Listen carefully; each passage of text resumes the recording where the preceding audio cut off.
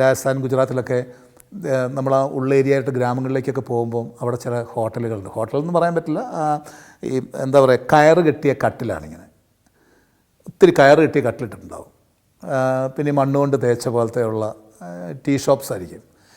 ഇത്രയുള്ള ചെറിയ കപ്പാണ്, മണ്ണിലുണ്ടാക്കിയ ചെറിയ കപ്പ്. ഭയങ്കര രസമാണ് കപ്പ് കാണാൻ. അതിൽ ചായ തരും. നമ്മൾ ഏതെല്ലാം സ്ഥലത്ത് പോയിട്ട് എവിടെല്ലാം പോയി എന്തെല്ലാം ടൈപ്പ് ആഹാരങ്ങളും ചായയൊക്കെ കുടിച്ചിട്ടുണ്ടാകും. പക്ഷേ ഇപ്പോഴും അവർ തരുന്ന അന്ന് കുടിച്ച ആ ചായയുടെ ടേസ്റ്റില്ല. അതായത് അതിനെങ്ങനെയാണ് വിവരിക്കണം എന്നല്ലോ, അമ്മാതിരി ടേസ്റ്റുള്ളൊരു ചായ. പിന്നെ റൊട്ടിയാണ്. നമ്മളിങ്ങനെ മണ്ണില്ലാത്ത ഒരു കുഴി കുത്തി അതിനകത്ത് തീയൊക്കെ ഇട്ടിട്ട് ഈ റൊട്ടി പരത്തരും. അതിൻ്റെ കൂടെ ദാൽ, പരിപ്പ് കറി വേണം. അങ്ങനെ ഈ റൊട്ടിയും ദാൽ കറിയും ചായയും ഇറച്ചിയും മീനുമൊക്കെ എപ്പോഴെങ്കിലുമൊക്കെ കിട്ടിയാൽ കിട്ടിയെന്നുള്ളതേ ഉള്ളൂ.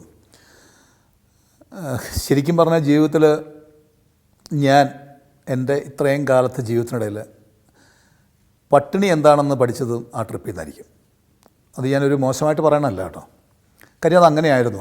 കാര്യം അങ്ങനെ നമുക്ക് യാത്ര ചെയ്യാൻ പറ്റുള്ളൂ. ഞാൻ മാത്രമല്ല, നമ്മുടെ കൂടെയുള്ളവരൊക്കെ തന്നെ ഈ ആഹാരം തന്നെയാണ് കഴിക്കുന്നത്. അല്ലാണ്ട് പ്രത്യേകിച്ച് സീനിയർ ആൾക്കാർക്ക് ഇന്ന ആഹാരം അല്ലെങ്കിൽ പുതിയ ആൾക്കാർക്ക് അങ്ങനെയൊന്നും ആയിരുന്നില്ല. എല്ലാവരും ഇത് തന്നെയായിരുന്നു.